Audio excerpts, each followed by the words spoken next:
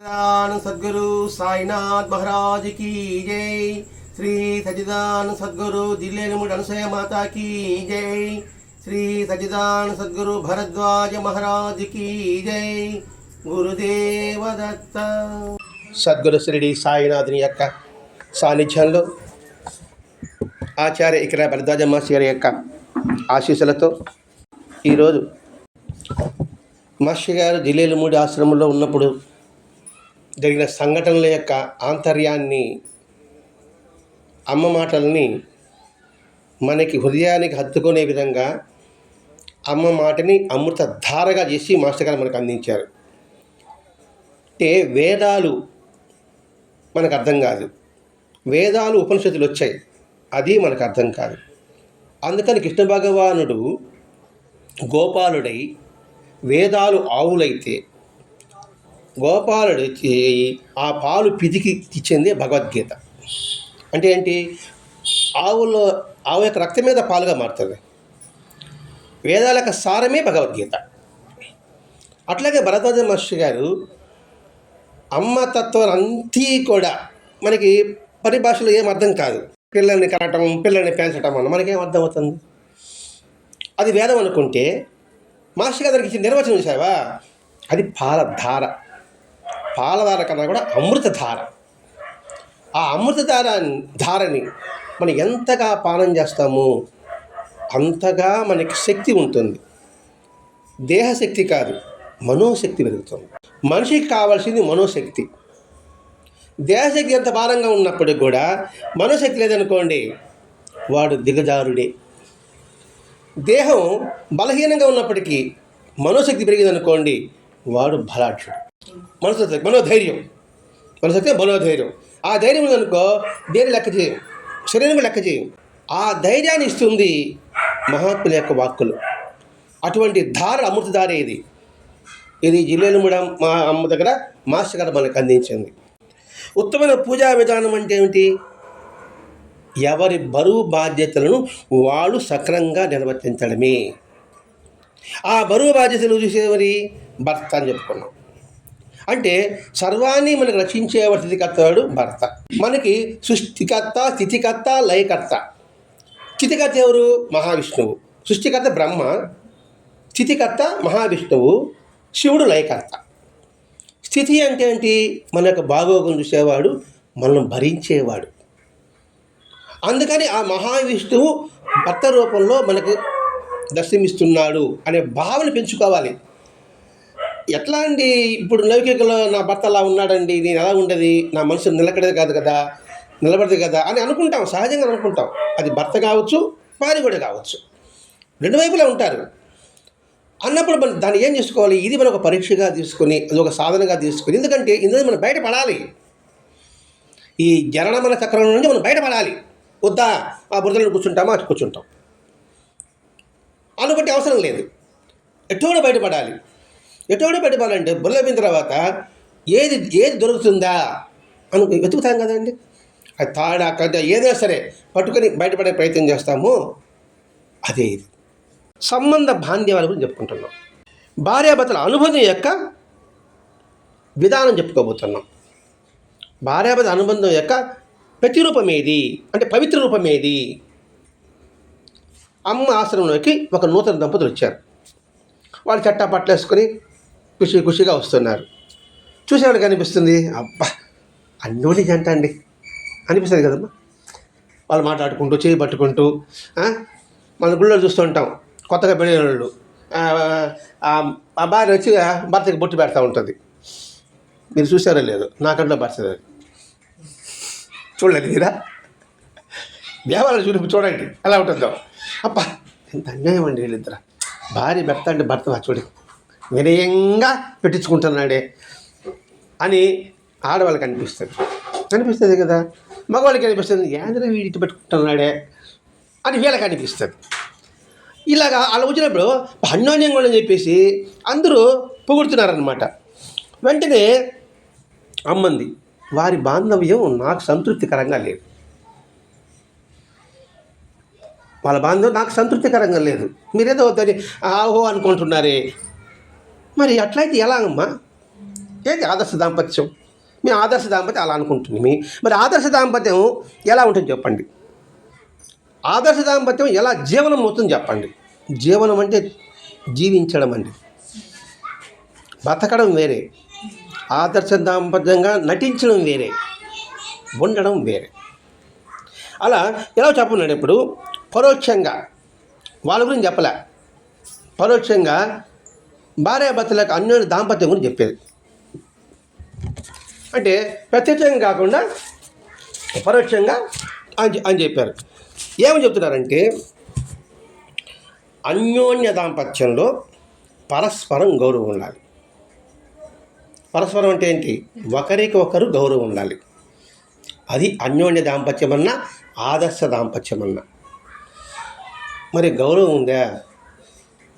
మగవాడికేమో ఆడదొక్కాలి ఉంటుంది, ఆడవాళ్ళేమో నేను చెప్పిన మాటకి మడుగులు అవుతాలని ఆమె అనుకుంటుంది. సహజంగా అనుకుంటారు, జరగదు అదే. కానీ పైకి మాత్రం నటిస్తుంటారు. బయటేమో అందున్నట్టుగా, గదిలో ఏమో ఎవడికి వాడేమో తీరే అని కుటుంబాలు లేవా? దాంపత్యం లేవా? ఇప్పుడు ఎందుకు అమ్మ చెప్తున్నారు? ఒక స్త్రీగా, ఒక పురుషుడిగా ధర్మాన్ని తెలుసుకోండి, తెలుసుకొని జీవితాన్ని ఆస్వాదించండి. అనుభవించడం కాదు, అనుభవించడం వేరే, ఆస్వాదించడం వేరే. దాని అమ్మ చెప్తున్నాడు. ఇప్పుడు ఆదర్శ దాంపత్యం అనుకున్నాం. ఏమిటి ఆదర్శ దాంపత్యం? అది ఎలా ఉండాలి, ఎలా ఉంటుంది? మనిషి జీవితంలో వివాహం అనేది గొప్ప సంస్కారం. ఇది చిన్నది కాదండి. తలకి తప చేసేది అంత కష్టము, దానికన్నా సులభమైనది గృహస్థాశ్రమం. ఇది గొప్ప సంస్కారము. సంస్కారం అంటే ఏంటి? ఉన్నతమైనది. వివాహ వ్యవస్థ అనేది చాలా గొప్ప సంస్కారం. అందుకే ఇప్పుడున్న యువకులకి పెళ్ళికి ముందు మనం నేర్పించవలసింది ఇదే. కానీ వినేవాళ్ళు ఎవరు లేరు. కానీ మన చేతనదిలో మన పిల్లలు చెప్పడానికి మనం ప్రయత్నం చేయాలి. గొప్ప సంస్కారం. దాంపత్యం అనేది గొప్ప ఆదర్శము. దానికి ఉదాహరణే మనకి ఆది దంపతులు ఎవరు? శివపార్వతులు. మనకి ఆది దంపతులు అంటే శివపార్వతులే. అర్ధనారీశ్వరుడు, సగభాగం పార్వతి. ఎట్లా? అర్ధశరీరం ఆమె ఎలా పొందింది భర్తలో నుంచి, అలాగే శివుడు అర్ధశరీరం పార్వతికి ఎందుకు ఇచ్చాడు అన్నాడు. పార్వతీ కళ్యాణం ఉంటుంది. దాని కానీ మనం వింటే అర్థమవుతుంది. శివుడి యొక్క ఆకారం ఎలా ఉంది? సూటి బుడేసుకున్నాడా? కానీ ఆయనే కావాలని ఆమె తపస్సు చేసింది. ముందుగా అనుకోండి, పెళ్లి చేసుకోకూడదా? అంటే అనేక జన్మల నుంచి పార్వతీ పరమేశ్వరుడు దంపతులుగానే వస్తున్నారు, అనేక అవతారాల నుంచి దంపతులుగానే వస్తున్నారు. ఇప్పుడు కూడా పార్వతే. కానీ ఎందుకు తపస్సు చేయించాడు అంటే ఏంటి? ఉన్నతమైన భర్తను పొందాలంటే నువ్వు తపస్సు చేయవలే. ఉన్నతమైన భార్య కావాలన్నా కూడా నువ్వు తపస్సు చేయవలే. ఇది గురుచితిలో వస్తుంది. పతివ్రత భార్యగా కావాలంటే కొన్ని జన్మలు వాడు పుణ్యం చేయాలని గురుచితిలో వస్తుంది. అలా ఇది వాళ్ళు మనకు ఆదర్శం. చూడండి, ఎక్కడన్నా కూడా ఆయన కట్టుకునేది పులితోలు ఏలుతోలు కట్టుకున్నాడు. ఈ పట్టు వస్త్రాలు ఆయన అసహించుకుందా? ఆయన భిక్షానికి అంటున్నా, ఏరా నా భర్త భిక్షకు పోయేదామని ఆమెను ఆశ్రయించుకున్నదా? అదండి మనం గమనించాల్సింది. ఎందుకు ఆది దంపతుల ఆదర్శం అంటే ఇందుకే. ఆది దంపతులే మనకు ఆదర్శం, శివపార్వతులే ఆదర్శం. చూడండి, ఒక పక్క వినాయకుడు, ఒక పక్క కుమారస్వామి, ఒక పక్కేమో నెమలి, ఒక పక్కేమో పాము, ఒక పక్కేమో ఎలుక, ఒక పక్కేమో ఎద్దు, ఒక పక్కేమో సింహము. మరి అన్నీ అన్యోన్యంగా ఉన్నాయి లేదా? అలాగే కుటుంబం అంటే అందరూ ఉంటారు, అందరినీ కలుపుకొని మనం కుటుంబాన్ని నడిపించుకోవాలి. అందుకు శివపార్వతుల ఆదర్శము. అందుకని వివాహ వ్యవస్థ కూడా దాంపత్యం అనేది గొప్ప ఆదర్శము. ఎందుకంటే సత్సంతానం పొందడానికి ఇదే సరైన విధానం కూడా.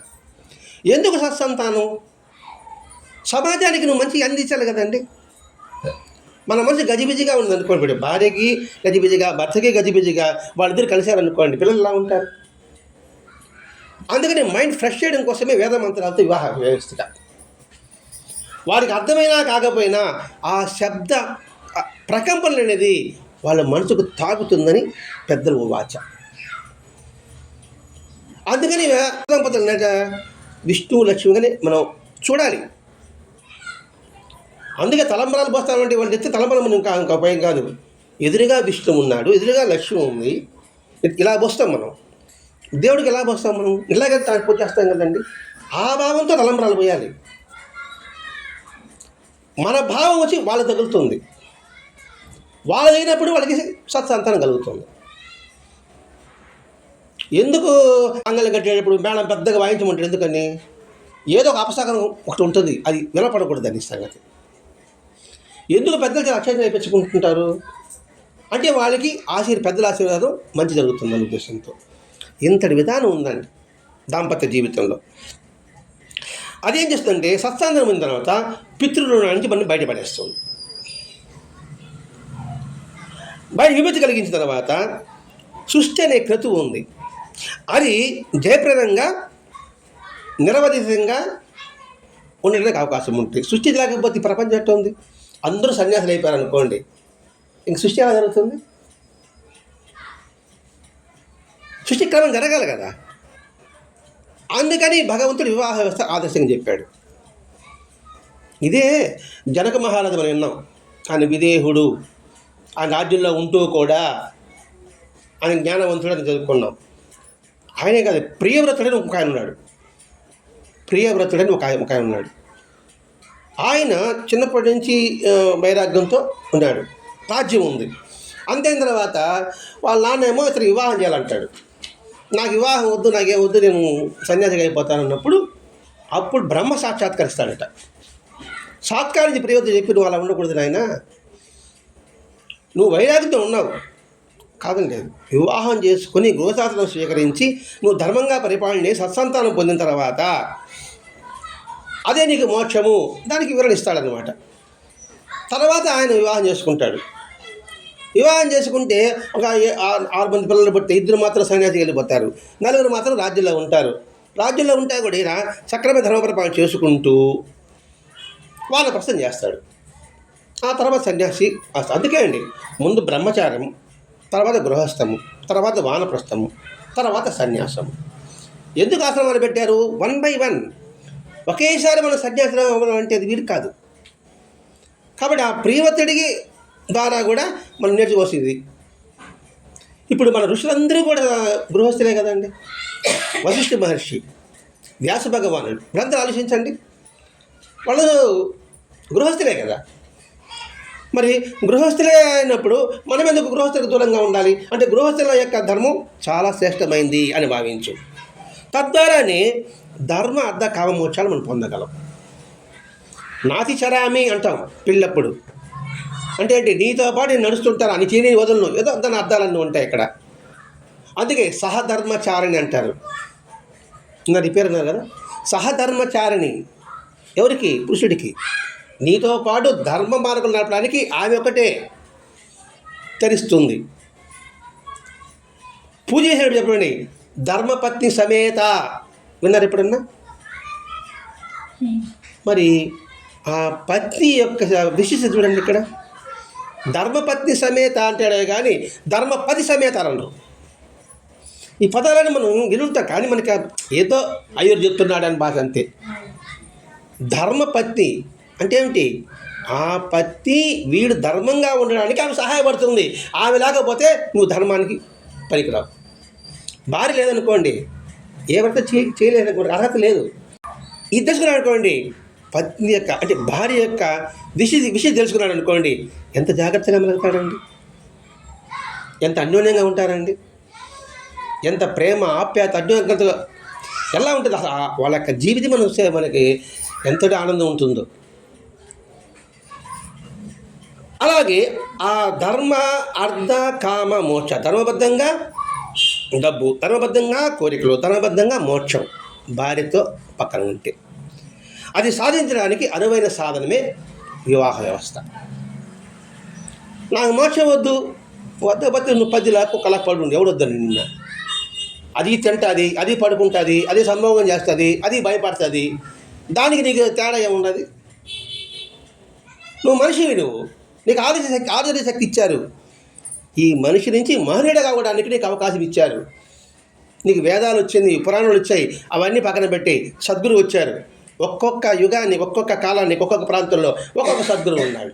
ఒక పక్క ప్రవక్త అంటే, ఒక పక్క జీసస్ అంటే, ఒక గురునానక్ అంటే, ఒకరు బౌద్ధుడు అంటే, ఒకరు జైనుడు అంటే, ఒక్కొక్క ప్రాంతంలో ఉన్నారు కదా. వాళ్ళని ఎవరు పంపించారు? ఆ భగవంతుడే పంపించాడు. వాడిని ఆశ్రయంగా తీసుకో. ఆశ్రయంగా తీసుకొని నువ్వు ముక్తి పొందు. వాళ్ళ మార్గాలు చెప్తున్నారు, పెద్దల మార్గాలు చెప్తున్నారు, లేదా వాళ్ళ చరిత్ర చదువు. తద్వారా నువ్వేముంటావు? నువ్వు ఏం కలుగుతుంది? నీకు ముక్తి కలుగుతుంది. నీకు అవకాశం ఇచ్చాడు భగవంతుడు. నువ్వు దీనందరూ పక్కన వేసినప్పుడే నువ్వు పశువే. ఏ ఉపయోగం ఉంటుంది? కాబట్టి ఇదే భార్యాభర్తల పవిత్ర ప్రేమ. అందులో స్త్రీ పురుషుడు వాడు పుట్టిన దగ్గరే పవిత్రత, పుట్టిన దగ్గరే పేరు ఉంటుంది. ఇప్పుడు నేను అనుకోండి, మా వంశానికి నేను ఒక్కడే అంకురం, వంశాన్ని రక్షించేవాడు నేను ఒక్కడిని. కానీ స్త్రీ పుట్టినింట మెట్టినింట రెండు వైపులా కూడా ఆయన పేరు తీసుకొస్తుంది. ఇప్పుడు ఎవరు గొప్ప ఇక్కడ? పురుషుడు గొప్ప, స్త్రీ గొప్ప? అది ఆ విషయం తెలుసుకునేవాడు భార్య పట్ల విధేయుడు అవ్వబడలేదండి. భార్య పట్ల అందుకే చెప్పాడు, గౌరవభావం ఉండాలి. పరస్పరం చూడండి, ఇక్కడ విధేయుడు అవ్వకూడదు, గౌరవం పెట్టుకో. వాళ్ళు ఉండరండి, వాళ్ళతో నీకు పని లేదు, నువ్వు ఉండు.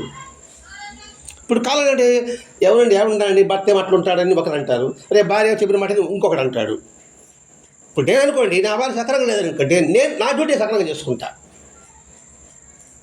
ఇక పాస్ అయితే ఎవరు అవుతారు? సక్రంగా చేసుకుని కూడా పాస్ అవుతారు. అది నిర్ణయం పెట్టుకోవాలి. దీనికి సహనం కావాలి. సహనం ఎందుకు? ఈయనను నేను తరించాలి. ఏదో ప్రారంధ భాషన నేను ఇక్కడ పుట్టా, ఈయనకి భార్యనైనా లేకపోతే ఈయనకి భర్తనైనా ప్రారంధ వశమే. ఇవన్నీ రుణానుబంధమేనండి. ఎందుకు భగవంతుడి పైన నిర్ణయిస్తాడు? ఎందుకు చెప్తారు? మనం అనుకుంటున్నాం, నువ్వు కలిపావు, నువ్వు నేను కలిపి నువ్వు కలిపావు అనేది ఏముండదు. వాళ్ళది రుణానుబంధం ఉంటే వస్తారు. ఇప్పుడు మీరు ఇక్కడికి వచ్చారంటే ఆయనకి ఇక్కడికి రుణానుబంధమే. నేను ఇక్కడికి వచ్చానంటే నాకు ఆడి ఈ ప్లేస్కి రుణానుబంధమే. అంటే ఈరోజు ఇక్కడ కూర్చొని చెప్పాలి ఆయన ఎదురు అనుకోండి. ఇటు స్త్రీ యొక్క తత్వాన్ని, పురుషుడి యొక్క తత్వం తెలుసుకుని అనుకోండి, పరస్పరం గౌరవం కలుగుతుంది. ఇప్పుడు నాకు అవకాశం సత్సంగం పట్ల నాకు గౌరవం కలుగుతుంది. అబ్బా, ఈరోజు నాకు చెప్పే అవకాశం ఇచ్చాడు కదా అనేసి. అంటే ఇట్లా ప్రతి ఒక్కటి అనుకున్నాం అనుకోండి. ఇప్పుడు ఆదర్శం అంటే ఏమనుకోవాలి? ఆదర్శం అంటే పెద్ద పదం అనిపిస్తాంలే, ఇది మన వల్ల అడుగుతుంది. ఆదర్శం అనేసావు, అన్ని దంపత అనేసినావు, అది ఎలా వీలవుతుంది అని మనసు అనుకుంటూనే ఉంటాం మనం. సహజమే. ఆదర్శానికి పెద్దగా ఏం చెప్పలేదండి. ఇక్కడ పెద్దగా ఆలోచించాల్సిన అవసరం లేదండి. ఒకటి, స్వార్థరహితంగా ఉండు. భర్త భార్యలు అనుకోండి, స్వార్థరహితంగా ఉండు. అంటే ఆయన నుంచి ఆయన నాకు ఆయన ఇస్తే నేను ఆయన మాట వింటా, నేను చెప్పినట్టు ఆయన చేస్తే నేను భార్య మాట నేను వింటా. అంటే ఇక్కడ స్వార్థం ఉందా? స్వార్థరహితంగా ఉందా? స్వార్థం ఉంది. అది అనుబంధమా? వ్యాపారమా? వ్యాపారం అవుతుంది. అలా కాకుండా స్వార్థరహితంగా భర్త ధర్మం నేను చేస్తున్నా, భార్యను నేను చేస్తున్నా. అక్కడ స్వార్థం లేదు. నా డ్యూటీ, నేను ఇక్కడ వచ్చి పడ్డా, ఈ ఊరు వచ్చి పడ్డా, నాకు ఆమె నా దగ్గరికి రావడానికి భగవంతుడి ప్రేరణ. నేను ఎలా చూసుకోవాలి? స్వార్థంతో చూసుకోకూడదు. ఇప్పుడు స్వార్థరహితంగా ఉండడం మనకేమైనా కష్టమా? ఇప్పుడు మీ ఇంట్లో అనుకోండి, ఆయన బరి పాలు తీస్తే నేను ఆయనకి అడిగిన పెడతానంటే అట్లా ఉంటుంది. అవి కూర చేయమంటాడా? నువ్వు పాలు తీయాలి, కూర చేస్తాడు అంటాడు. ఎగ్జాంపుల్ చెప్తాడు తల్లి. ఆయన ఏమంటాడు? నువ్వు దానికి కట్టి వేసి పాలు తీస్తానంటాడు. అందరూ జరిగేది ఇదే. మీ ఇంట్లోనేం కాదు, రైతులు మీరు కూర్చున్నారు కాబట్టి చెప్తాను అంతే. అట్లే ఇప్పుడు స్వార్థరహితంగా కూడా మనకి వీలవుతుందో వీలు కాదా? మరి ఆదర్శం కాదా? రెండవది, మానవతావాదంతో ఉండు. మానవతావాదం అంటే ఏంటి? ఆమె ఒక స్త్రీ కదా, ఆయన ఒక పురుషుడు కదా. మానవత్వం అంటే మానవత్వం కలిగి ఉండు. నువ్వు భార్య పక్కన పెట్టి, మీరు భార్య, నేను భర్త భార్య పక్కన పెట్టి మనిషిగా చూడు. మానవత్వం అంటే ఏమిటి? దయ, కరుణ, ప్రేమ, అనురాగం, ఆప్యాయత, ఇవే కదండి మానవత్వం. సకల జీవుల పట్ల బాబా ఎలా ఉన్నాడు? మానవత్వం కలిగి ఉన్నాడా? వేరే విధంగా ఉన్నాడా? మరి జీసస్ ఎలా ఉన్నాడు? ప్రవక్త ఎలా ఉన్నాడు? బుద్ధుడు ఎలా ఉన్నాడు? గురునానక్ ఎలా ఉన్నాడు? మానవత్వంతో ఉన్నారా లేదా? అలాగే మన కుటుంబంలో భర్త పట్ల, భార్య పట్ల పరస్పర మానవత్వం కలిగి ఉండడం ఇది ఆదర్శం అవునా కాదా? ఇప్పుడు ఇద్దరు భార్య అవుతున్నాడండి, ఒక ఫంక్షన్ పేరు ఒకరు గౌరవించుకున్నాను అనుకోండి, చూసేవాళ్ళు కనిపిస్తుంది తప్ప మరి అది చేయలేమంటారా? వీలు కదా. మనిషిగా చూడు, ఏదో ఒక వస్తువుగా చూసేట, ఆట బొమ్మగా చూసేట. ఒక్కటి ఆలోచించాలండి, తల్లిదండ్రుల్ని, అన్నదమ్ముల్ని, అప్పజనుల్ని, స్నేహితుల్ని అన్నీ వదులుకొని ఇక్కడికి వచ్చింది కదా అని ఒక ఆలోచింటే చాలండి. అద్భుతం. ఇంట్లో మామ కోడలు ఎలా చేయాలి? కూతురు మీద చూడాలి. ఎందుకని? నా వంశాన్ని కాపాడడానికి ఆమె వచ్చింది. ఆమె రాకపోతే నా వంశం ఏడపోను, నాతోనే పోతుంది. ఇట్లా మామ ఆలోచించాడు అనుకోండి, ఎంత ఇదిగా ఉంటుంది. ఇది వివాహ వ్యవస్థలో ఉందండి. ఇక్కడ మామ శ్రీమంతం చేసేటప్పుడు మామ వచ్చి ఏదో ఫస్ట్ మొత్తం చేయాలంటారు. మరి ఇది ఆదర్శమవునా కాదా? ఏ మామ అయినా, ఏ భర్త అయినా కూడా ఇది చేయలేమా? మూడవది, దయాగుణం కలిగి ఉండు. పెత్తనం చెలాయించబాక. ఇరువైపులండి. ఇది ఇక్కడ భార్యకి భర్తకి చెప్పడం లేదండి. దయాగుణం కలిగి ఉండు. బయట వాళ్ళతో మాత్రం దాన ధర్మాలు చేస్తావు, ఇంట్లో వాళ్ళు ఏదైనా అడిగితే మాత్రం కసురుకుంటావు. అదేంది అది? వాళ్ళు మాత్రం బయట దాన ధర్మాలు అంటే ఏంటి? బయట పల్లకిల మోత, ఇంట్లో ఈగల మోత. ఈగల మోత ఏం భరిస్తాను చెప్పండి?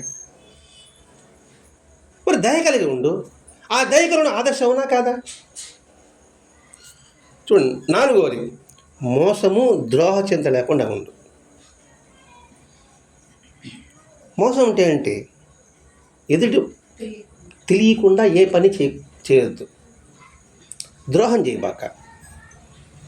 భర్త కానీ భార్య కానివ్వండి, ఇది ఒకరి గురించి చెప్పడం కాదండి. మోసము ద్రోహ చింత లేకుండా ఉంటే అది ఆదర్శం. మరి ఈ మోసము ద్రోహం చింత లేకుండా చేయడం ఒక ఆదర్శ జీవితం ఉన్నప్పుడు చాలా గుర్తుపెట్టుకోవాలి. ఏదైనా తెలిసే చేయడం, తప్పు చేస్తే ఒప్పుకోవడం, అలాగే దాచిపెట్టుకుంటాం, అది ద్రోహం, మోసం. మరి ఇది ఉండలేమంటారా? ఉండలేమని చెప్పండి, ఇబ్బంది ఏం లేదు, దానికి ఇంకొకదాన్ని చెప్తా. మరి ఇది ఆదర్శం కాదా?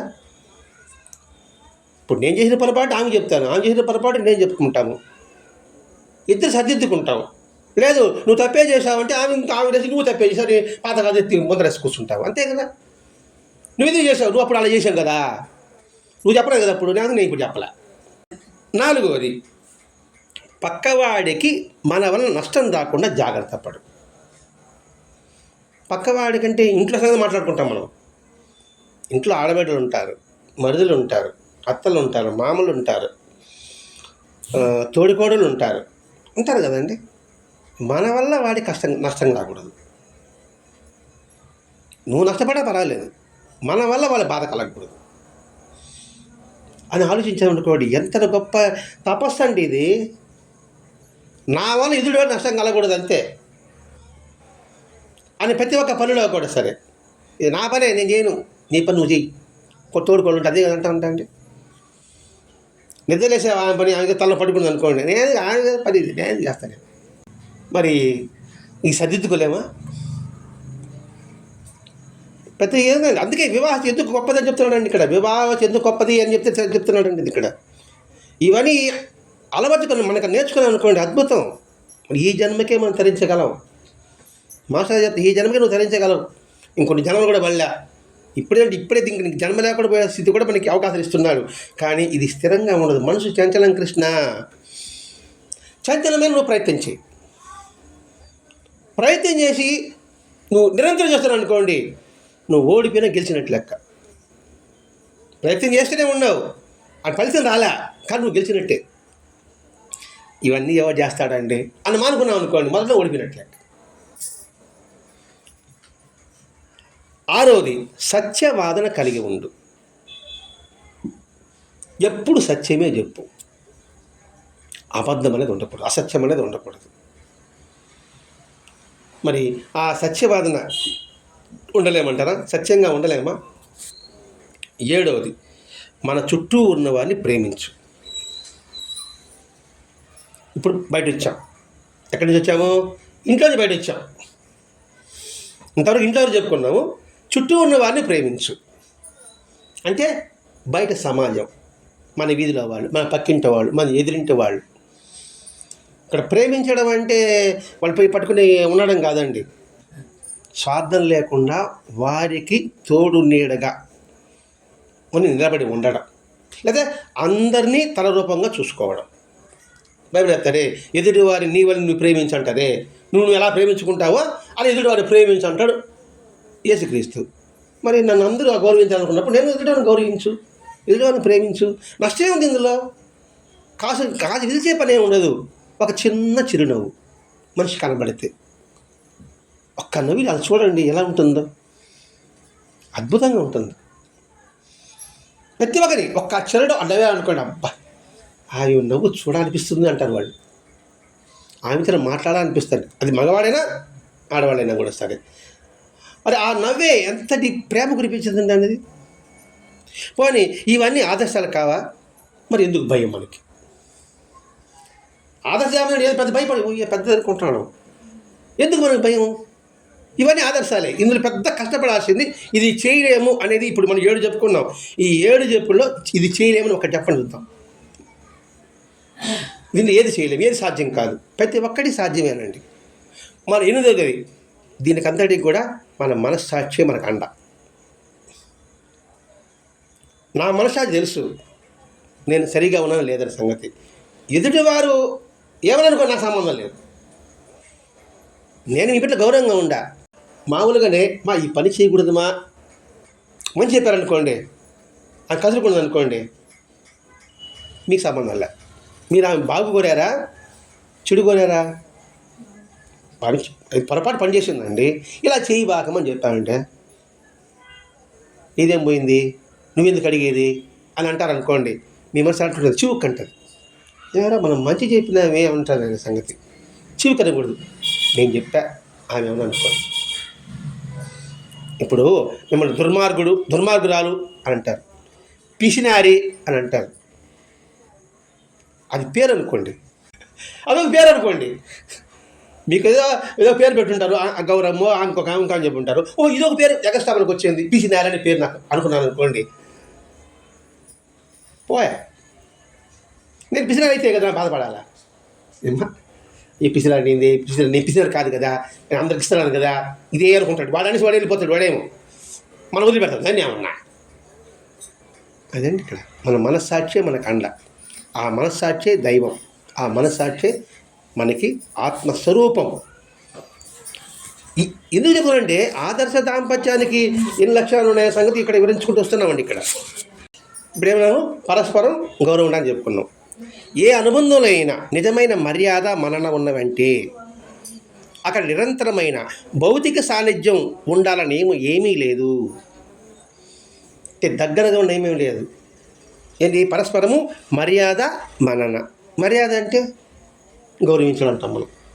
మర్యాద అంటే ఇతరుల పట్ల చూపించే గౌరవప్రదమైన ప్రవర్తన, విధేయత, శ్రద్ధ ఉండాలి. దాంట్లో ఆ ప్రవర్తనలో శ్రద్ధ ఉండాలి.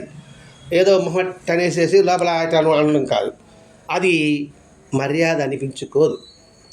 మన్నన అంటే అభిమానం, ఆదరణ.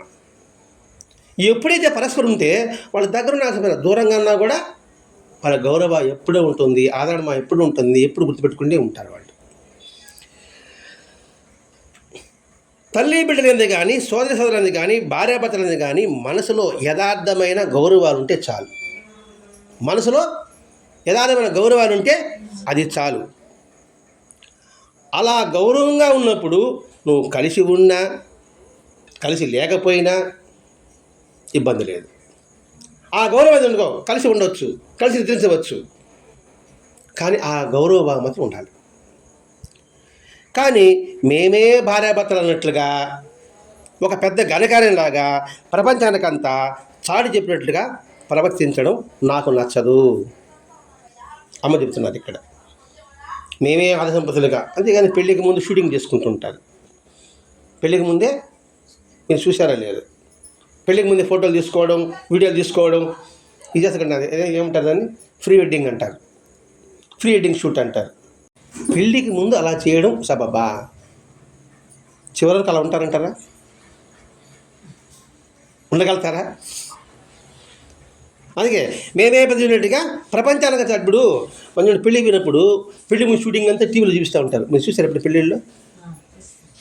మన రెస్టారెంట్ మీరు అనుకోండి, అంతకుముందు వాళ్ళు ఏదో ఫోన్ దగ్గర ఉన్నట్టుగా, నీళ్ళలో ఉన్నట్టుగా, సముద్రం ఉన్నట్టుగా ఇవన్నీ స్క్రీన్ మీద చూపిస్తూ ఉంటారు. ఎంత అసహ్యంగా ఉంటుంది అది. అది నాకు నచ్చదు. మనకు కూడా నచ్చదు. బాగా ఆలోచిస్తే ఏంటంటే ఇది అసహ్యంగా, కానీ పైకి మనం చెప్పలేము. చెప్తే వల్ల ఏమంటారా, మనం తెలివి చెప్పాలి. కాబట్టి అది నాకు నచ్చదు. వారి వారి విద్యుత్ ధర్మాలని వారు నిర్వర్తించవలసిందే. ఎవరు విద్యుత్ ధర్మం అంటే డ్యూటీ, సరైన డ్యూటీ. భర్త ప్రపంచంలో జరబడి శ్రమించి జీవనోపాధి గడించవలసిందే. భర్త అనేవాడు భరించేవాడు, తిథికర్త. వాడు ప్రపంచం జరబడి శ్రమించాల్సిందే, జీవనోపాధి గడించవలసిందే. ఎందుకని ఇంట్లో అతని మీద ఆధారపడి ఉంటారు కదండి, తల్లి, తండ్రి, భార్య, బిడ్డలు. కాబట్టి నువ్వు అది భరించవలసిందే. భార్య ఇంట్లో ఉండి వంట వార్పు చూసుకుంటూ ఇతర సంసార బాధ్యతలు నిర్వర్తించుకోవాల్సిందే. ఉద్యోగం ఇచ్చినా వంట వారిపైన 2 ఆమె ధర్మం ప్రకారం ఆమె చేసుకోవాల్సిందే. ఇప్పుడు ఇద్దరు ఉద్యోగం చేశారనుకోండి, ఇద్దరు పరస్పరం అన్యోన్యంగా పనిచేసుకోవాల్సిందే. అది ఇద్దరి బాధ్యత కదండి. ఉద్యోగంలో ఇంట్లో అనుకోండి, ఇంట్లో సరైన పని చేయడం ఆమె ధర్మం. ఈ బాధ్యత నిర్వహించుకోవడం భార్యని సహధర్మచారిణి అందుకే అన్నారు. ముందు చెప్పుకోవడం, సహధర్మచారిణి. నీతో కలిసి ధర్మంలో చరించాలంటే భార్య ప్రధానము. ఈ గృహస్థ ధర్మాలని త్రోసి నువ్వు రాజంటే, అంటే అది నువ్వు కాదంటే సహజంగా ఉండవలసిన ప్రవృత్తి దూరం అయిపోతుంది. ఈ గృహధర్మాన్ని నువ్వు కానీ పక్కన పెట్టేస్తే మనకు ఉండవలసిన ప్రవృత్తి సహజంగా ఉంటుంది, అది దూరం అవుతుంది. ఏమిటి ఆ ప్రవృత్తి అంటే నిర్దిష్టమైన దశలో ప్రవర్తనను మార్గనిర్దేశం చేసే సహజమైన ధోరణి. మన ప్రవృత్తి అంటే ఏమిటి? అలవాటు అనుకుందాం, మీ భాష చెప్పుకోవాలంటే అంటే నా నడవడిక. మనం గృహ ధర్మాలు కానీ పాటించకపోతే సహజంగా ఉండి నా నడవడిక మారిపోతుంది. మరి ఆ నడవడిక ఏమిటి? సరైన ప్రవర్తన కలిగి ఉండు, మార్గానిర్దేశ విధంగా సహజమైన వైఖరి కలిగి ఉండు, సహజంగా ఉండు, అసహజంగా ఉండద్దు. సహజం అంటే ఏంటి? నా డ్యూటీని చేయడం సహజం, అట్లా ఉండు. అలా కాకుండా నువ్వు ధర్మాలు కానీ అతిక్రమించావనుకోండి, నువ్వు దానికి తారుమారైపోతావు. ఇప్పుడు గృహస్థ ధర్మం అంటే హిందూ ధర్మంలో ఇది శ్రేష్టమైనది, ఇది రెండవది. ఇది వివాహం చేసుకుని కుటుంబాన్ని పోషించడం. కుటుంబం అంటే ఎవరు చెప్పుకున్నాం? తల్లి, తండ్రి, భార్య, పిల్లలు, అన్నదమ్ములు, అత్తమామలు, అని అందరూ వస్తారండి. అది మన ధర్మంగా ఉండాలి. రెండవది సామాజిక బాధ్యతలు నిర్వర్తించడం. ఇంతకుముందు ఆదర్శ దాంపత్యం గురించి చెప్పుకున్నాం, ఇప్పుడు కుటుంబంకి వచ్చామని. ఇప్పుడు సామాజిక బాధ్యతలు నిర్వర్తించడము. సామాజిక బాధ్యతలు అంటే ఈ సమాజంలో నువ్వేం చేయాలి? సొంత లాభం కొంత మానుకొని పొరుగువాడికి తోడుపడబోయి, ఇది సామాజిక బాధ్యత. అంటే తోడుపోయి అంటే ఏం చేయాలి? డబ్బు సహాయం కాదు, నీ సమయాన్ని కొంత వెచ్చించి బయట సమాజానికి ఏదో ఒక పని. మీ ఇంట్లో ఫంక్షన్ ఉంది, మీరు నన్ను పిలవలే, పూజ చేయడం. పిలిస్తేనే పోవాలి, ఆ పిల్లలకి నేను పోతే ఆమె అంటుందేమో అని అనుకుంటాం కదండి. అలాగే ఒక దేవాలయం పని, లేదా ఇంకొక పని. అందుకని సామాజిక బాధ్యతలు నిర్వర్తించడం, ఇది కూడా గృహస్థుల ధర్మం అండి. మూడవది ధర్మబద్ధమైన జీవితం గడపడం వంటి బాధ్యతలను కలిగి ఉండడం.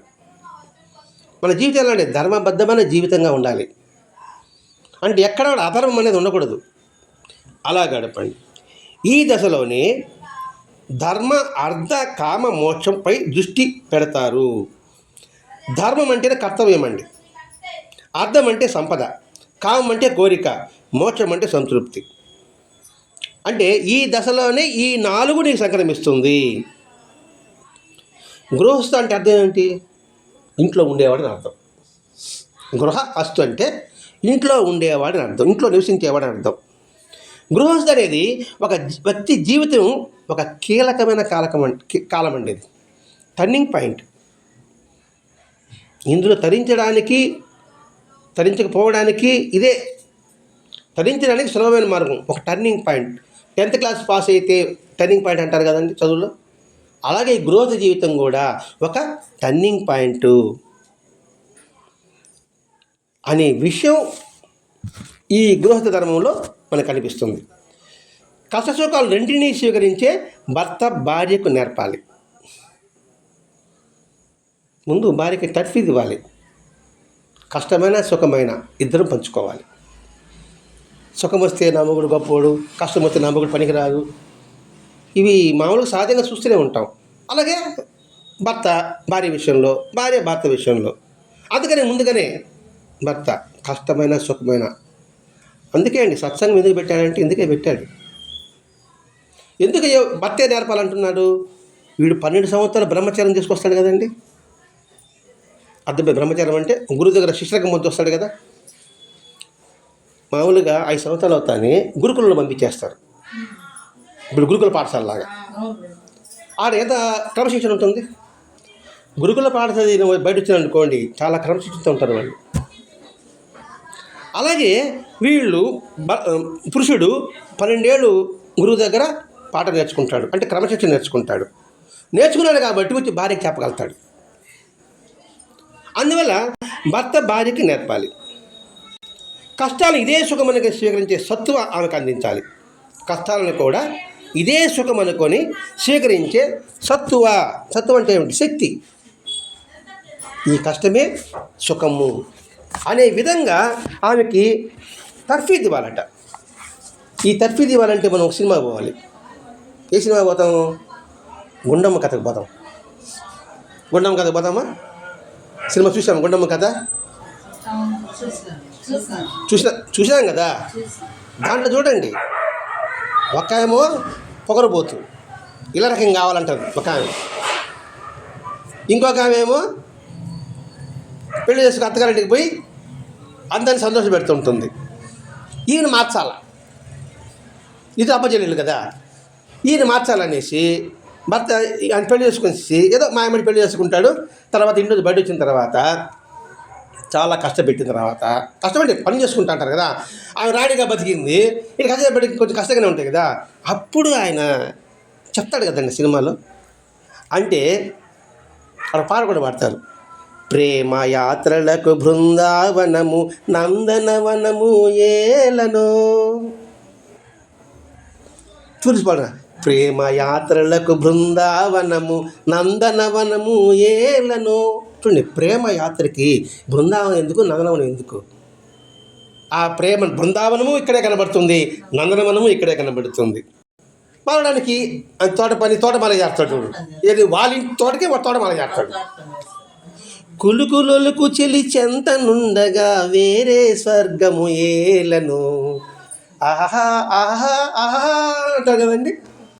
కులుకు చెలుకు చెలి చెంతనుండగా వేరే స్వర్గము ఏలను. ఎంత అర్థం ఉందండి ఇది. కులుకులొలుకు చెలి నీకు పక్కన ఉన్నప్పుడు ఇంక వేరే స్వర్గం ఎందుకు రా నీకు అక్కడ అని పాడితే, ఆ తర్వాత ఆమె ఉంటుంది, తీర్థయాత్రలకు రామేశ్వరము కాశీ ప్రయాగ ఏలను. ఎందుకు తీర్థాలు కాశీ ప్రయాగ ఏలను? ప్రేమించిన పతి ఎదుట నుండగా వేరే దైవం ఏలను. ఎంత అర్థం ఉంది కదా. ఇంకా పాత సినిమా భావం అర్థం చేసుకోవాలండి. నాకు అది నా కళ్ళని పడతాను. నాకు ఎంత అంటే ఇక్కడ భార్య భర్తల బంధంగా చూసుకోకూడదండి. మన సమాజం అన్నీ చూసుకున్నాం అనుకోండి. ప్రేమించిన పతి ఎదుట నుండగా వేరే దైవం ఏలను అన్నాడు. మన కష్ట సుఖాలు చూసే సాయి మాస్టరు ఇక్కడుండగా వేరే చంద్రకు ఏలను అని నాకు భావం వస్తాం. మన సాయి మనం పక్కనే ఉన్నాడు, మనకి ఇంకెందుకు చింతలు? ఇంకెక్కడికి పోవాలి మనం? కాశీకి పోవాలా, ప్రయాగకి పోవాలా, హిమాలయానికి పో తపస్సు చేసుకోవాలన్నా ఎంత అర్థమండి. ప్రేమించిన పతి మన ఇక్కడ చూడండి, మన సాయి మాస్టర్ మనల్ని ఎట్లాగా ప్రేమిస్తున్నాడు. పతి అంటే భరించేవాడండి, భర్త అంటే భరించేవాడు అర్థం. మన కష్టసుఖాన్ని సాయి మాస్టర్ ఏ విధంగా చూస్తున్నాడండి. మరి ఆయన పక్కన ఉన్నప్పుడు నాకు వేరే ఆలోచన ఎందుకు, నేనుండగా నీకు భయం అన్నాడు బాబా, అంతకన్నా ఇంకేం కావాలండి అన్నప్పుడు ఇంకొక దగ్గర పరిగెత్తాలని అవసరం ఉంటుందా. కష్టం వచ్చింది, ఏ మంత్రగారికి పోవాలన్నా, జ్యోతిష్ దగ్గరికి పోవాలన్నా, తంత్రగారి దగ్గరికి పోవాలన్నా అవసరంలే, ఆయన మన పక్కన ఉండేగా. అది ప్రేమించిన లేదా ప్రేమిస్తున్న లేదా ప్రేమను పంచిన సాయి మాస్టరు మన చెంత నుండగా వేరే దైవము ఏలను, వేరే గురువు ఎందుకు. అద్భుతం అండి. అది మన తర్ఫీదు ఇవ్వాలి. ఇప్పుడు మనం సత్యంగా తర్ఫీదు ఇచ్చుకుంటున్నాం. ఇప్పుడు ఇక్కడ భర్త భార్య కాదండి, ఇక్కడేమిటి ఆ భావాన్ని మనం తర్ఫీదు ఇచ్చుకోండి సత్సంగంలో. వాళ్ళు ఉండగా నీకేమో ఇక్కడ చెప్తున్నప్పుడు మీకు అంత ఏమనిపిస్తుంది, అబ్బా ఇంకేడా ఇంతకన్నా మాకేం కావాలా, ఎన్ని కసలు నేను భరిస్తా అని భావం దృఢపడుతుంది కదండి. అద్భుతం అండి అసలు.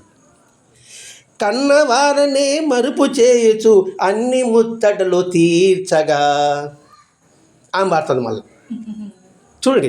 కన్నవారినే మరుపు చేయొచ్చు అన్ని ముచ్చటలు తీర్చగా, తల్లిలే నాకు తండ్రిలే, ఆ తల్లి తండ్రి అని ముచ్చటలు నాకు సాయి మాస్టర్ తీరుస్తున్నాడు. ఎంత అర్థం మనం అన్వయించుకోవాలండి. కన్నవారిని మరుపు చేయొచ్చు అన్నాడు, కన్నవారిని మరిచిటికి చేసాడు. ఏది భర్త భార్యకి, ఇంకా భార్యకి పుట్టింటికి వాళ్ళ ఆ దాసే లేదు. అలాగే మనకి తల్లి లేదు తండ్రి లేదు, మరి ఆ తండ్రి లేని లోటుని మనకి సాయి మాస్టర్ తీరుస్తున్నాడు. అవునా కాదా? ప్రతి ఒక్కరికండి మన వరకు మనం అనుకుంటున్నామండి. ఎందుకంటే ఈ సత్సంగాన్ని అనుభూతి పొందిన వాళ్ళకి అర్థమవుతుందండి. ఇంకేముంది, నాకు కష్టమంది ఆయన తీర్చేస్తున్నప్పుడు నాకు ఇంకేం కావాలి. పతి ఆదరణే సతికి మోక్షమని సర్వశాస్త్రాలు చాటగా, ఎంత అర్థం. పతి ఆదరణే సతికి మోక్షమని సర్వశాస్త్రాలు చాటగా, గురువు ఆదరణే మనకి మోక్షమని సర్వశాస్త్రాలు చాటగా. అంతే కదా, ఆ గురువు ఆదరణ వాళ్ళకుంటే మనకి అదే మోక్షం, అదే కదా. ఇప్పుడు గురుగీతలో చెప్తాడు, సర్వతీర్థావగాహ సంప్రాప్తి ఫలం నరహ గురో పాదోదకం పీత్వా శేషం శిరసిదారియన్. కాశీక్షేత్రం నివాసత్య జాహ్నవీ చరణోదకం గురు విశ్వేశ్వర సాక్షాత్ తారకం బ్రహ్మనిత్యయ. ఆయన సన్నిధే కాశీ లాంటిది. ఇప్పుడు చెప్పారు కదా, పతి నా దగ్గర ఉంటే నాకు ఇంకెందుకు అవన్నీ అని ఆయన చెప్పింది కదండి. మరి ఇక్కడ పతి ఆదరణే సతికి మోక్షం సర్వ, గురువు యొక్క ఆదరణే. అందుకే కదా మనం గురుజ్ఞాన శ్లోకం చెప్తున్నాం, గురు బ్రహ్మ గురు విష్ణు గురుదేవో మహేశ్వర గురు సాక్షాత్ పరబ్రహ్మ తస్మై శ్రీ గురువే నమః. గురువే నీకు త్రిమూర్తి యొక్క స్వరూపము. ఇప్పుడు గురుస్థితిలో వస్తుంది. గురువుని దీపకుడు వేదధర్ముడు ఫస్ట్ 2 అధ్యాయం 4 అధ్యాయంలో 3 అధ్యాయం 4 అధ్యాయం వస్తుంది. గురువుని పూజిస్తున్నాడు, దిగిరాలా శివుడు వచ్చాడు ముందు, విష్ణువు రాలే ముందు. నాకేమొద్దు పోయా అంటాడు, ఒకటే మేము వచ్చేసారని ఏదో ఒకటి తీసుకుని అంటాడు. బతికలు ఆడుకుంటున్నారు ఎవరో శివుడు విష్ణు, ఆ శిష్యుడిని. అది ఇంత అర్థం ఉందండి. తీర్థయాత్రలకు కైలాసము వైకుంఠము ఏలనో అంటున్నాడు మళ్ళీ ఇక్కడ. తీర్థయాత్ర కైలాసం వైకుంఠం ఎందుక? అన్యోన్యంగా దంపతులుంటే భూమికి స్వర్గము దిగిరాదా. ఇప్పుడు వాళ్ళకి ఆ దీపకుడికి పైనుంచి శివుడు విష్ణు కిందకి దిగిరాలా? వచ్చాడా లేదా? మరి ధ్రువుడికి ప్రహ్లాదుడికి చూడండి, అదండి అన్యోన్యంగా దంపతులుంటే భూమికి స్వర్గము దిగిరాదా. అన్యోన్యమ దంపతులు ఉన్నారు ఇక్కడ. మనం ఏమంచుకోవాలి? శ్రద్ధాసభలు పెట్టుకోవాలి. ఈ శ్రద్ధాసభ 2 కలిసి కానీ ఉండదు అనుకుంటే దిగి రావాలి వాళ్ళు. భక్తుడికి భగవంతుడు బానిస. అదండి ఇది నేర్పాలి. ఏది భౌతిక లౌకికంగా చూసుకుంటే భర్త భార్యకి నేర్పాలి. ఆధ్యాత్మిక చూసుకుంటే గురువు శిష్యుడికి నేర్పేది ఇది. ఆ గురు శిష్య సంబంధం అన్యోన్యంగా ఉంటుంది. సహనాభవతు సహనో గుణక్తు సహవీర్యం రావాలని నీకు శ్లోకం నాకు సత్యంగా చెప్పుకున్నాం. అంతటి అర్థం ఉందండి ఇక్కడ. కాబట్టి ఇక్కడ భర్త అసలు కించిత కష్టం పడకుండా చూడాలని భర్త చేసే పనులు నేను సమ్మతించను. భార్య కష్టపడకూడదని అన్నీ భర్త చేస్తాడే, అది నాకు ఇష్టం లేదు. అంతే కదండి. ఆమె ధర్మం ఆమె చేయాలి, ఆమె డ్యూటీ ఆమె చేయాలి, నువ్వు డ్యూటీ నువ్వు చేయాలి. అంతేగాని ఏదో విధిగా భార్య విధేయుడిగా ఆమె చేసే పనులను దగ్గర నుండి అడిగి చేయడము సబబు కాదు అని ఆమె చెప్తుందండి. నేను సమ్మతించను. ఒకరోజు ఒక అతను తన భార్యను ఏదో పిల్లలు చూసుకోమని చెప్పింది అనుకోండి, బయట చూసుకోవచ్చు కదా, భార్య ఎదుటే పిల్లలు తాడిపించుకుంటా కూర్చో అంటే ఆమె చూడద్దా? ప్రేమ ఎక్కడ హృదయంలో ఉండాలండి. అందుకే అది చెప్పాడు. గౌరవం అనే పదం వాడిందండి, మర్యాద మన పదం వాడిందండి ఇక్కడ. అది భార్య లోలత్వం నాకు తగదు. ఆమెకు ఆరోగ్యం లేనప్పుడు అలా ఉంటాగా అంటే అందరికీ హాస్పిటల్కి పో అంటాను నేను. అనారోగ్యం ఉంది కదా, అంత ఆరోగ్యం ఉన్నప్పుడు ఏదో చెక్కులు పట్టి వేసుకుంటా కూర్చుంటేవి. ఆమెకు జ్వరం వచ్చింది, ఆమె తొడుకోమ్మ అక్క, తొడుకోమ్మ అక్క. అదే భర్త తొడుకోకపోతే జ్వరం సాగి తగ్గిపోతుంది. అలాగే భర్త విషయంలో ఇద్దరు విషయం మాట్లాడుకుంటున్నామండి ఇక్కడ. అలా ఉండడం కరెక్టే, కానీ ఇలా ఉండడం మంచి పని కాదు. ఈ రోజుల్లో దంపతుల మధ్య పరిచయం, స్నేహం ఉంది, అంతేగాని భయం, భక్తి, గౌరవం లేదు. ఏదో ఫ్రెండ్షిప్ అంతే, ఏదో పరిచయం వస్తున్నట్టుగా అలా ఉన్నారట. కానీ చూడండి, భయము, భక్తి, గౌరవము కనపడలేదు. అమ్మ చెప్పిన మాట్లాడేది.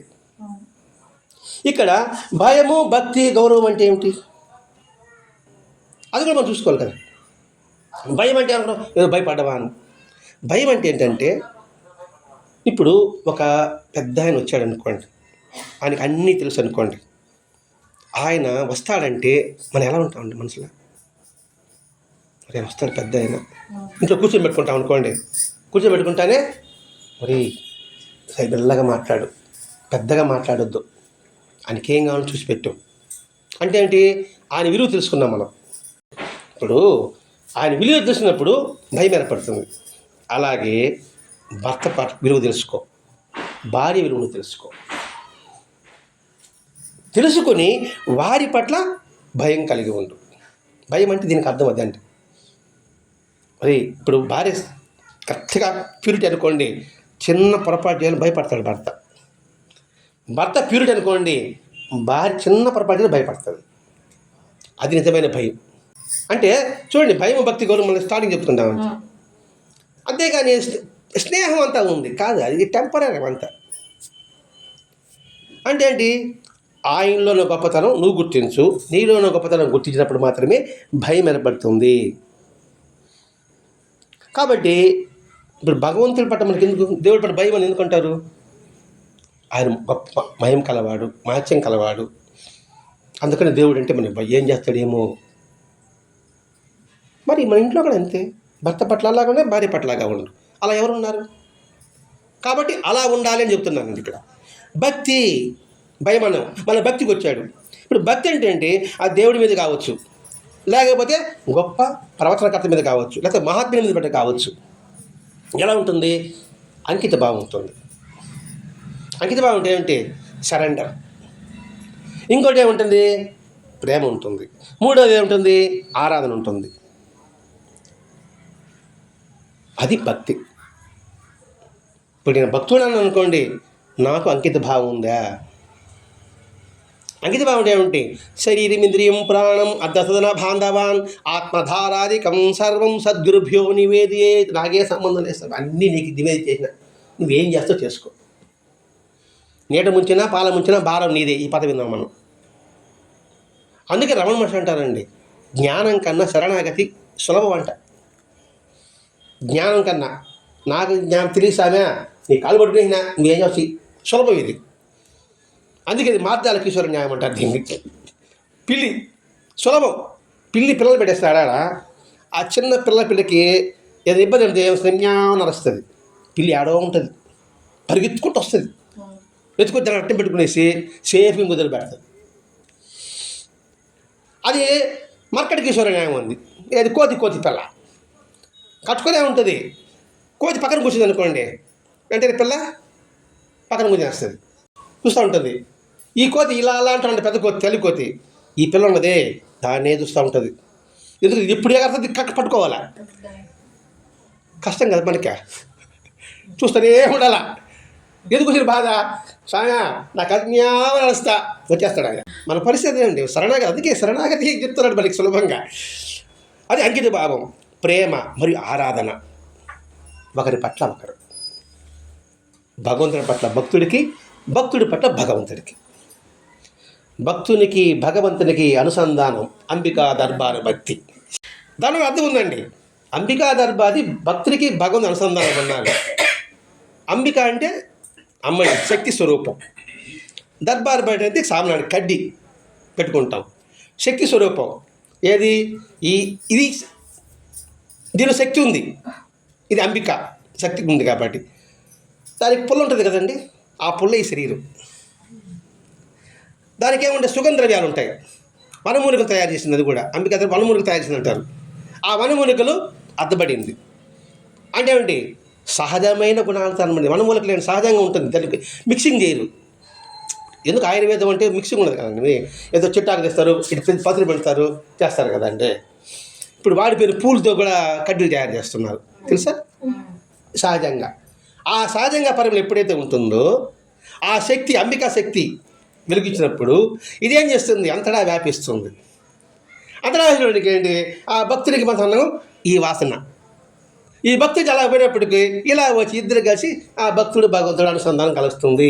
దానికి అంబికా దర్బార్ భక్తి. అదండి. రెండవది గురువు శిష్యుడి పట్ల భక్తి. భక్తి అండి, భక్తి అంటే ఏదో ఒకరి పక్కన కాదండి. ఇప్పుడు చెప్పుకున్నాం, అంకిత భావం చెప్పుకున్నాం, ప్రేమ చెప్పుకున్నాం, ఆరాధన చెప్పుకున్నాం. గురువుకి శిష్యుడి పట్ల అలాగే ఉండాలి, శిష్యుడు గురువు పట్ల అలాగే ఉండాలి. అది సహనాభవతు సహనోభునక్తు అనే శ్లోకంలో ఉండేది. అలాగే భార్యాభర్తల పట్ల, వీరి ముగ్గురి పట్ల, భక్తుడి పట్ల పూర్తి, భగవంతుడి పట్ల విశ్వాసం భక్తుడికి ఉండాలి. అలాగే భక్తుడి పట్ల భగవంతుడు కూడా నమ్మకం కలిగించేట్టుగా మనం ఉండాలి. ఉంటే దేవుడి వాడు నమ్మకంగా ఉన్నాడు, విశ్వాసం ఏర్పడుతుంది. అంటే ఆ విశ్వాస విధేయత మారుతుంది, ఆ విధేయత ప్రేమ కలిగిస్తుంది. అలాగే దేశం పట్ల కూడా భక్తిభావం అంటే అదండి. అలాగే తల్లి బిడ్డల పట్ల, బిడ్డలను ఏం ఆశిస్తుందండి తల్లి? అంకితభావం, ప్రేమ, ఆరాధన. అబ్బా నా రక్తం భగవంతుడు నాకు అనుగ్రహించింది అని ప్రేమగా బొగ్గెళ్ళడం, గిగలడం, అది చేసుకోవడం, ఇది చేసుకోవడం ఉంటాయి కదండి. కాబట్టి ఇక్కడ భక్తి అంటే ఏదో అనుకుంటాను, కళ్ళు ముందు తప చేయడం కదండి. పరస్పరం ఆరాధన, పరస్పరం అంకితభావము, పరస్పరము నిస్వార్థమైన ప్రేమ కలిగి ఉండడము. అలాగే మన సమాజము, రాష్ట్రము, దేశం, ప్రపంచం పట్ల కూడా ఇలా భక్తిభావం కలిగి ఉండు. దేశమును ప్రేమించుమన్నా, మంచి అన్నది పెంచుమన్నా, వట్టి మాటలు కట్టి పెట్టబోయి, గట్టి మేలు తల పెట్టబోయి. దేశం అంటే మట్టి కాదు, దేశం అంటే మనుషులని మహాత్ముడి మెద్దబడిలో ఉంది. సొంత లాభం కొంత మానవుని పొరుగువాడి తోడుబడి అని చెప్పి మహాత్ముడు మాస్టర్ రాయేసి ఉన్నాడు. అందుకోసంగా మాస్టర్ గారు జనవరి 26కి ముందు పారాయణ చేయమన్నాడు, ఆగస్టు 15 ముందు పారాయణ చేయమన్నాడు. మాస్టర్ గారు దేశభక్తి గురించి పుస్తకం రాశాడండి, అది బయట రాలే. ఆయన కన్నా ఉంటే ఎన్ని వస్తుంటుందో అన్ని చరిత్ర పరిశోధన చేసి దేశభక్తి పిల్లలు మన సమాజంలో నింపాలనే ప్రయత్నం చేశాడండి. అందుకే మన ఆచార్య బాలశాస్త్రంతగా స్కూల్ పిల్లల్లో ఇటువంటి వ్యాసరచన పోటీలు పెట్టిస్తున్నాడు మాస్టర్ గారు. కాబట్టి ప్రేమ. అలాగే భక్తులు చేసే పని ఏముంది? ముందు వినడం, రెండవది వినిన దాన్ని జ్ఞాపకం పెట్టుకోవడం, ఇది చేయాలి. ఇది ఉంటే నిజమైన భక్తి. గౌరవం అంటే చెప్పుకున్నాం, ఒక వ్యక్తి యొక్క స్వాభావిక విలువను గుర్తించడము. ఈ 3 ఉండాలి, ఈ 3 లేవు. స్నేహం అంటే ఏమిటి? నిజంగా స్నేహం అనుకోండి. స్నేహం అంటే ఏమిటి? పరస్పరం అవగాహన కలిగి ఉండాలండి.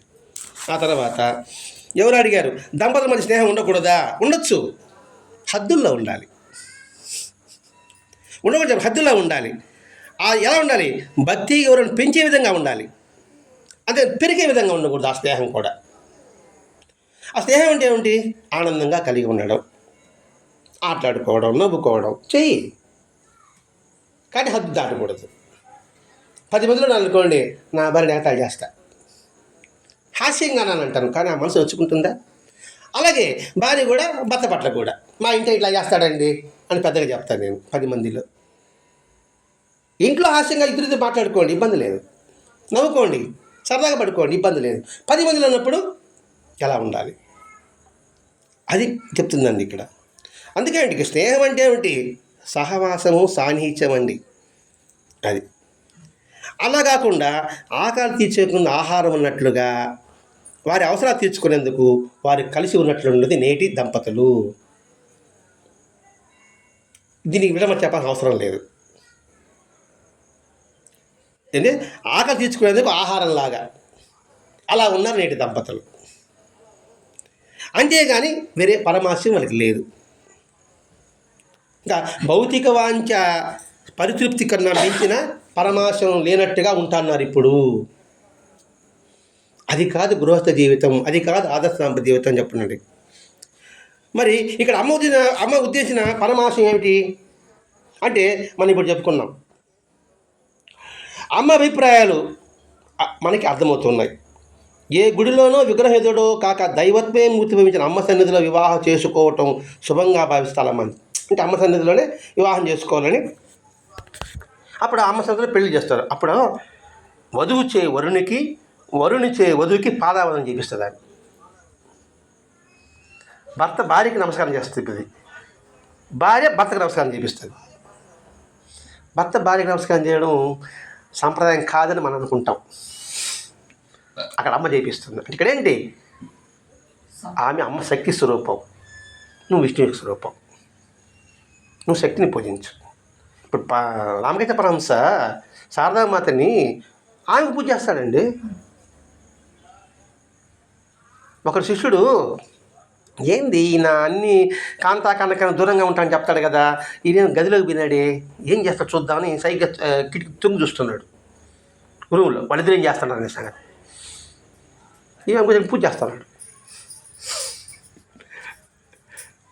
పూజ పెట్టిన తర్వాత వాడు గమ్మున కూర్చున్నాడు. ఇప్పుడు అర్థమైందా అన్నాడు మళ్ళా.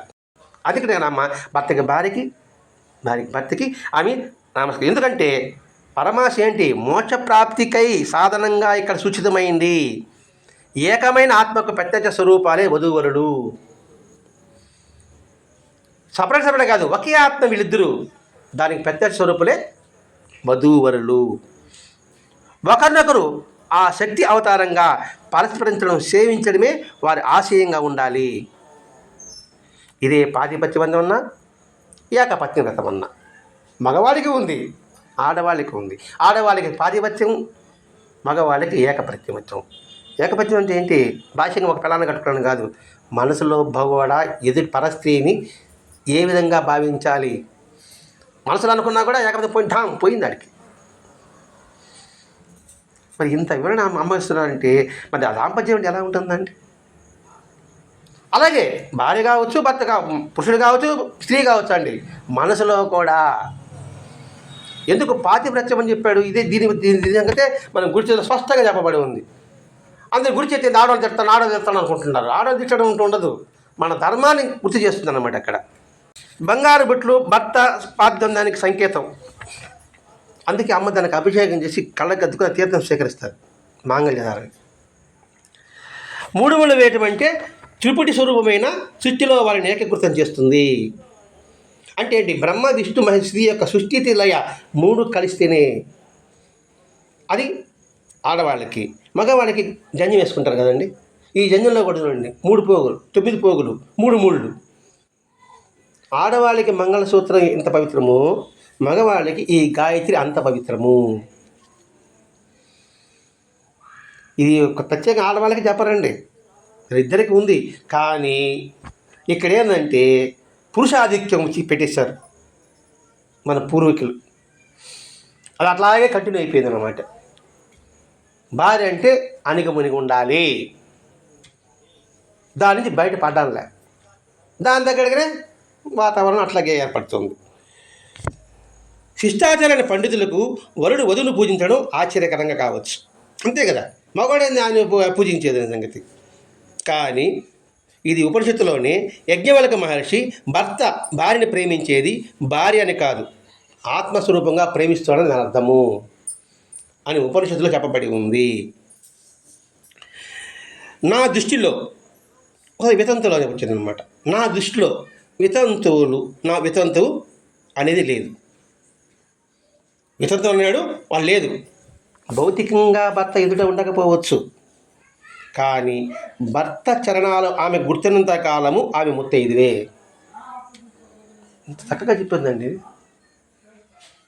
భర్త చరణాలు ఆమె గుర్తున్నంత వరకు ఆమె ముత్తైదువే. అందుకే అమ్మగారు ముత్తైదుగానే ఉన్నారు. మరి ఆ చరణాలే భగవంతుని యొక్క పాదాలు.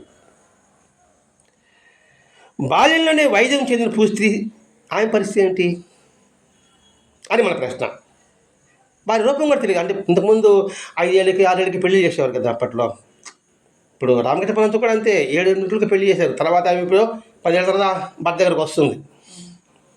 సంగతి వాళ్ళ పరిస్థితి ఏమిటి అన్నప్పుడు, నువ్వు వివాహం చేసుకున్నావని నీకు భర్త ఉన్నాడని గుర్తుందా లేదా? అంటే బాల్య వితంతుకు చెప్తున్నాను అనమాట. నువ్వు వివాహం చేసుకున్నావు నీకు గుర్తుంది, నీకు భర్త ఎక్కడ ఉన్నాడని నీకు గుర్తుంది. ఆ భావం పచ్చగా ఉంచుకొని దాన్నే జపించు. ఏది సాధించగలరో ఆ భావాన్ని ఆరాధించేవారు కూడా దాన్నే సాధించవచ్చు. నువ్వు భర్త ముఖం చూడలే, కానీ నీకు పెళ్ళి అయిందని గుర్తుంది, నీకు భర్త కూడా ఉన్నాడు నీకు గుర్తుంది. కాబట్టి నాకు భర్త ఉన్నాడు అనే భావనతో నువ్వు ఉండు. అప్పుడు నువ్వు వితంతువు కాదు.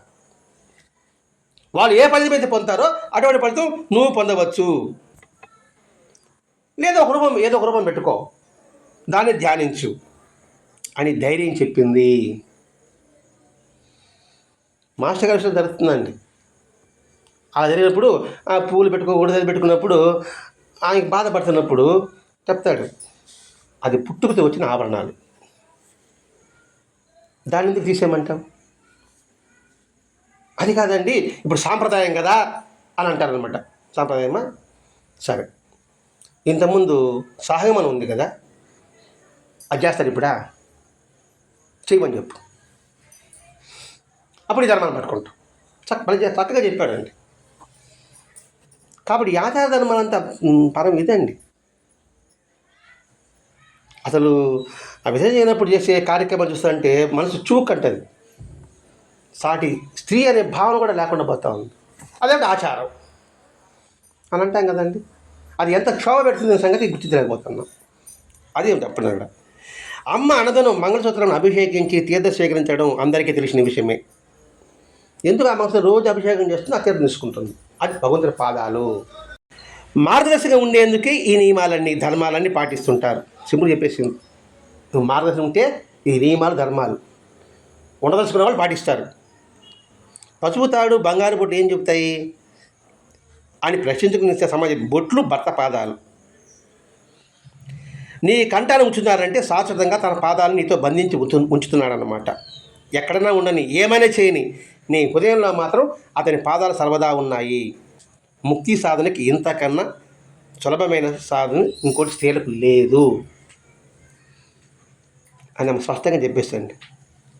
స్త్రీ భర్త రూపంలో భగవంతుడు ఉన్నాడు అనే విశ్వాసం నిన్ను ముక్తికి మార్గం తీసుకెళ్తుంది. అరణ్యంలో తపస్సు చేయబడం అంటే ఆడ మనసు పీకుతూనే ఉంటుంది. కానీ సామాన్య గృహస్థిగా ఈ ధర్మాలను పాటిస్తే కొన్ని 100 సంవత్సరాలు తపస్సు చేస్తే ఫలితం ఉంటుంది. అది నీకు 1 సంవత్సరం మీ జీవితకాలంలో నీకు వచ్చేస్తుంది. ఎంతమందిలో ముక్తికి ప్రతిబద్ధంగా ఉన్న భయపడుతున్న ఈ దాంపత్య బాంధవ్యాన్ని మోక్షప్రాప్తి కోసంగా సహకరించేదిగా మనం మార్చుకోవచ్చు. మనం మార్చుకోవడానికి అవకాశం ఉంది. ఇందులో సాధ్యంగా ఏది ఉంది ఒకటి చెప్పండి చూద్దాం. ఇది వీలు కాదండి, ఈ ఆదర్శ దంపతి మా వల్ల కాదు, ఇప్పుడు మనం చెప్పుకుందంటే ఒక్కటి చెప్పండి, ఇబ్బంది లేదు, బొమ్మమాటగా చెప్పి దానికి వివరణ ఇస్తాను చూడటం. ఏదైనా ఉందా? సాధ్యం కానిదంటే మనిషికి ఏమీ లేదు. సాధన చేయమురా నరుడా, సాధ్యం కానిది ఏమీ లేదురా అన్నాడు భక్త తుకారం. సాధన చేయరా నరుడా, సాధ్యం కాని ఏది లేదు. సంకల్పం గట్టిగా ఉండాలి, కానీ సాధ్యం ఏదండి? ఇప్పుడే చెప్పుకున్నాం, పతియే దైవం అని. మనకి సాయి మాస్టర్ దైవం చేస్తాడు, మనకి ఎందుకంటే భయం. ఆ? అద్భుతమండి ఆ గుండెపు కథలో పాట. అది తలుచుకుంటా అంటే నాకు ఇద్దరు ఉంటారు కదా, మనకి ఏదో పడింది కళ్ళు పడి నాకు పడిపోతాడు ఇక్కడ. ఆ? అబ్బా, సామాన్యుడు కాదు. పతి ఆదరణే సతికి మోక్షమని శాస్త్రాలు చాటగా తవరపడి వేస్తాడు ఇక్కడ. ఎంత అద్భుతమైన విధానం ఈరోజు భరద్వాజ మాత మనం అందించిన దానికి, ఆ భరద్వాజ మాస్టర్ గారికి, ఆ జిల్లేడు అనసూయ మాత గారికి ఎన్ని జన్మలకు రుణం మనం తీర్చుకోలేం. దీన్ని కానీ బాగా గుర్తుంచుకుంటే మనం జీవిత సాఫల్యాన్ని పొందగలము. అది ఈరోజు మనకు అందించింది. ఆనందమే ఆనందం. స్వస్తి. సద్గురు సాయినాథ్ మహారాజ్ की जय. శ్రీ సచ్చిదానంద సద్గురు జిల్లేనుముడి అనసూయ మాత की जय. శ్రీ సచ్చిదానంద సద్గురు భరద్వాజ మహారాజ్ की जय. గురుదేవ దత్త.